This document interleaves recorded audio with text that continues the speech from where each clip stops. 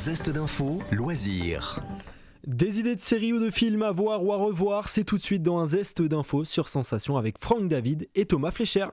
Aujourd'hui, je vais vous parler d'une série en diffusion sur Amazon Prime qui comporte 2 saisons qui s'intitule Homecoming. Et qui parle de quoi et pourquoi tu l'as aimé ? Alors, ça nous parle d'un centre privé secret en dessous des radars, mais plus ou moins en relation avec le ministère de la Défense américain. Ce centre accueille des vétérans qui reviennent de divers théâtres d'opérations, genre Afghanistan, Irak. Un centre de remise en forme pour soldats, donc ? Pas tout à fait. En réalité, c'est sous le contrôle de divers scientifiques, médecins et autres surveillants.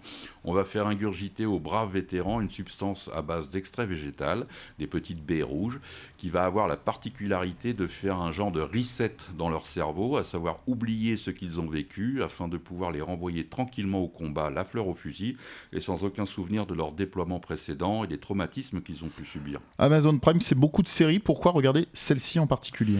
Alors il y a plusieurs raisons. La première, son traitement sous forme de flashback un peu déroutant de prime abord, mais qui au final donne une narration très spécifique à la série. À noter qu'en fonction des flashbacks, le format de l'image change.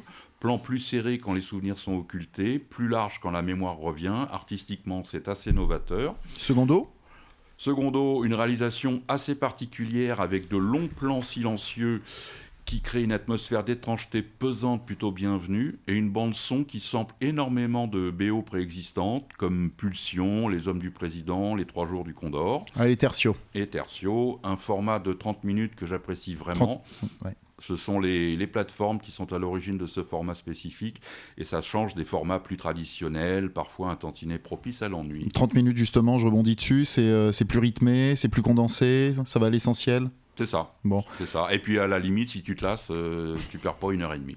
Et question comédien, on a qui ?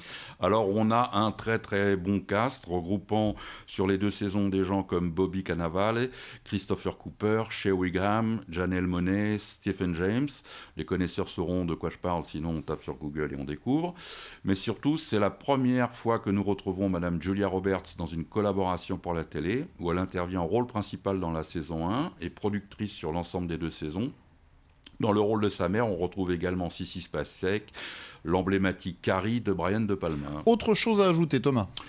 Juste que ce type de série, c'est, comme je le disais, emblématique des plateformes, à savoir des séries ovni à tous les niveaux et qui apportent un vrai plus en matière de télé. Petite anecdote pour conclure ? Une toute petite, mais rigolote. Il y a l'intervention d'un pélican que l'on voit dans la série dans la première saison, et cette intervention a juste coûté $50,000 à la production, mais quand on s'appelle Amazon, on a les moyens. On a les moyens. Et pour en savoir plus, vous pouvez retrouver cette interview sur notre site et notre application Radio Sensation.